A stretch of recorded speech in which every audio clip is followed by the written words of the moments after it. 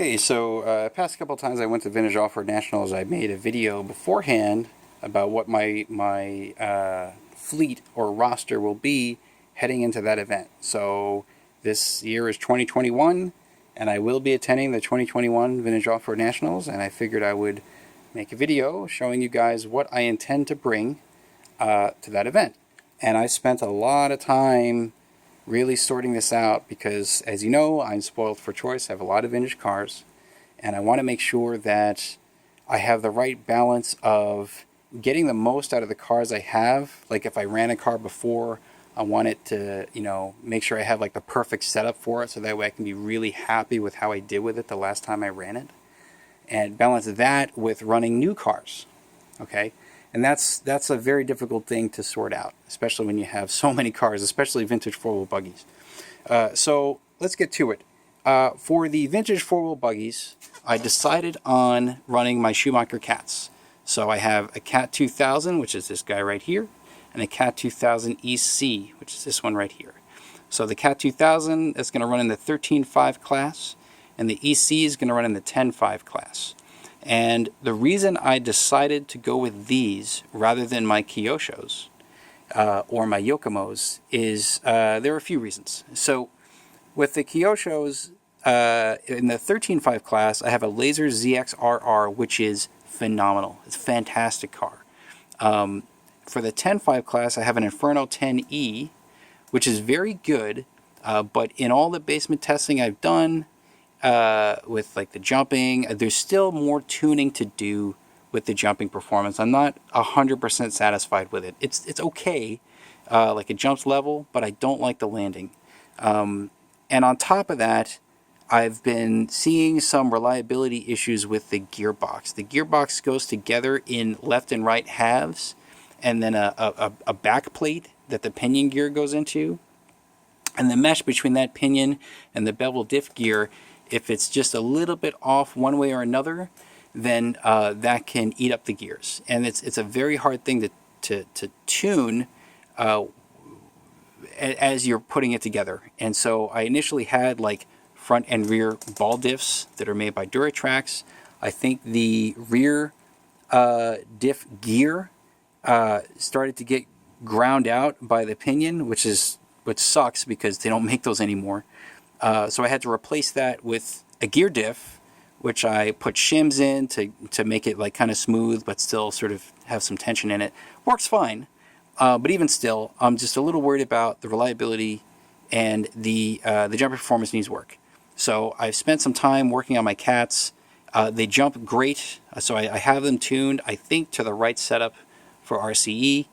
And especially with the 2000 EC, I played some other little tricks on this that I'll get to after the Vonats to show you how I got it to jump even better than what you might have with a stock setup.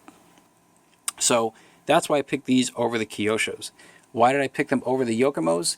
That's also a difficult one because I have my 95 YZ10 right here, which I really like, and I would like to run this. And I've been struggling to figure out when I'm going to get to run that. Because if I don't run that this year, I would have to run it maybe next year. But next year I have other cars. I have a Cat 3000, I have a Laser ZXS Evolution, plus this. So I have to decide which one I'm going to run for the 10.5 class next year. I do want to run my Yokomos again. They are great cars. But as a pairing, and I went over this before, the 93 Works that I have, which is this car right here, this would go in the 13.5 class. And again, it's good, but compared to the other 13.5s that I have, including the Laser and the Cat, it's not the highest ranked. So what I've been doing is making a spreadsheet of all the cars I have and going through in my mind which one would I rank 1, 2, 3. And then based on that, I can make a decision and sort of down select which cars I'm actually going to bring to the race this year. So the best overall pairing right now for me are the Schumacher Cats. Next year, I do intend to bring my Kyoshos because the ZXS Evolution I should have built by then, and I would put that in the 10.5 class, and then the ZXRR Laser is ready to go. So that's the intention for now. We'll see what happens over time. Now, as you can tell, there's, maybe 1 or 2 Kyoshos in this roster. I was initially planning to go all Kyosho except for the Dirt Thrasher, but that's changed. So, all right, this 4-wheel buggy, Stadium Truck. Stadium Truck is kind of up in the air still, because I basically have 3 options. Right now, I'm going with the Rampage Pro, the Outlaw Rampage Pro E. So this is the mid-motor truck. I have a Pro XRT that I ran 2 years ago, and I've been, developing the setup on that to make it jump better, to make it handle better. It is a lot better than what it was when I ran it at Vonats, but at the same time, I haven't really gotten to race this one yet. So I'm going back and forth. I feel like the Pro XRT would do very well, but it's more of a known quantity in that sense. And so I kind of want to have some fun with Stadium Truck. And I think that even though I might end up struggling more with this truck, I really want to give it a chance. So provisionally, I'm going to bring this. I may change my mind in the end, but right now I'm going with this.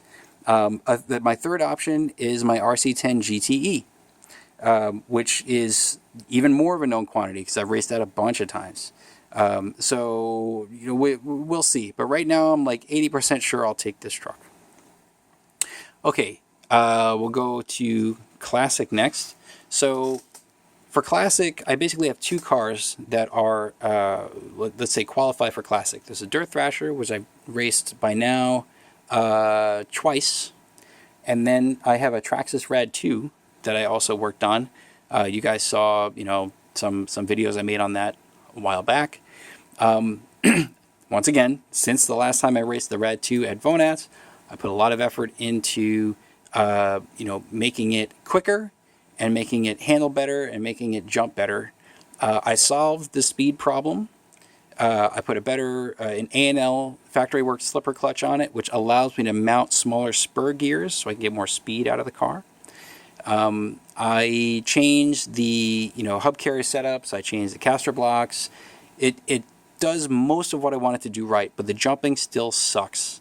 It still slaps the ground a lot. So I figured, okay, let me play with the Dirt Thrasher. The Dirt Thrasher with the stock setup and the stock towers, that also slaps the ground, which is even worse because it's the ABS plastic chassis. You break that, you break the gearbox, it's a pain in the butt to replace. So I figured, okay, is there something else I can do with the Dirt Thrasher to make it land more plush?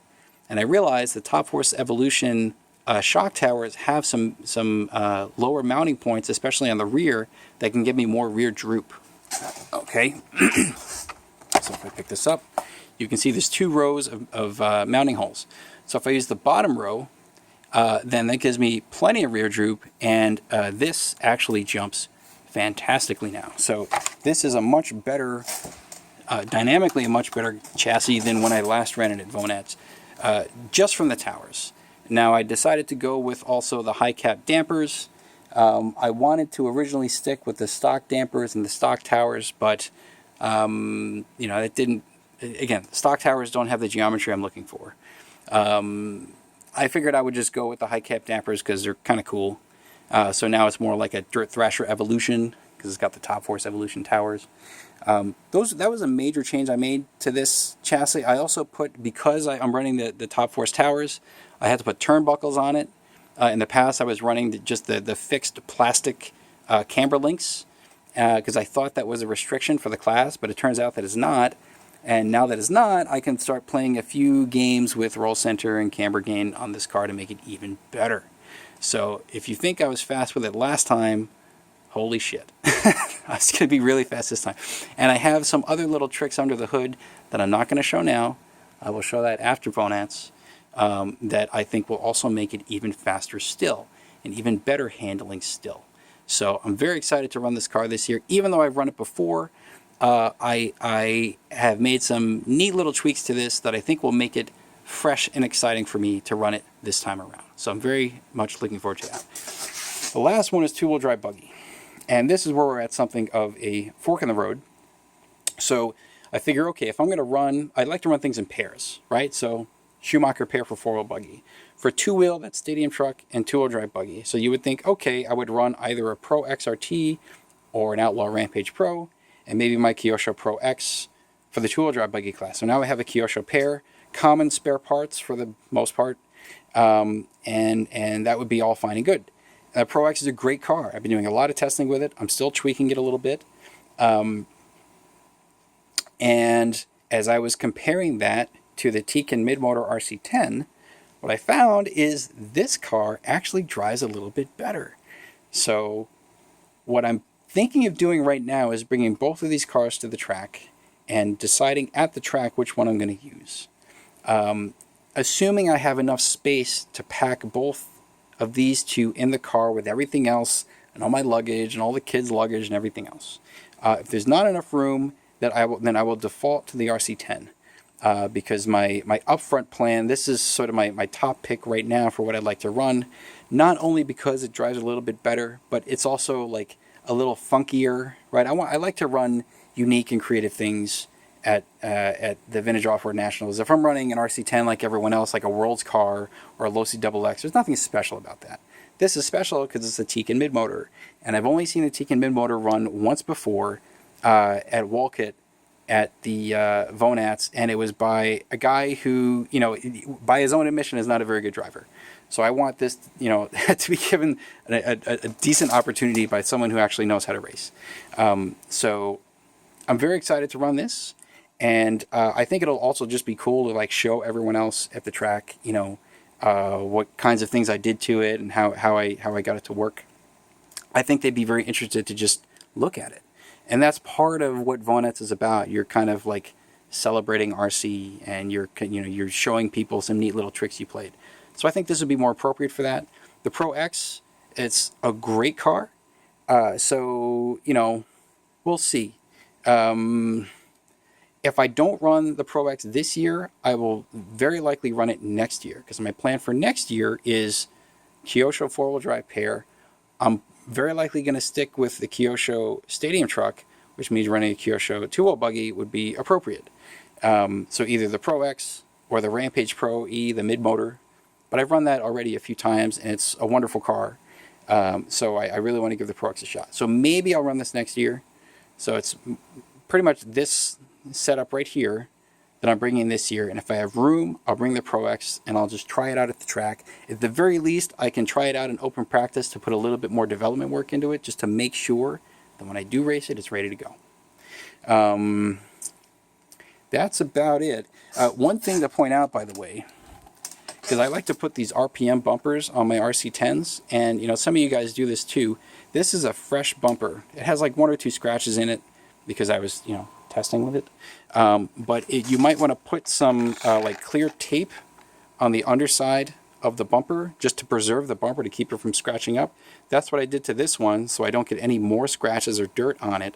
The only thing is, because it folds up, the tape tends to peel away. So I think I'm going to have to take a heat gun to this just to make sure the tape actually bends around and sticks there.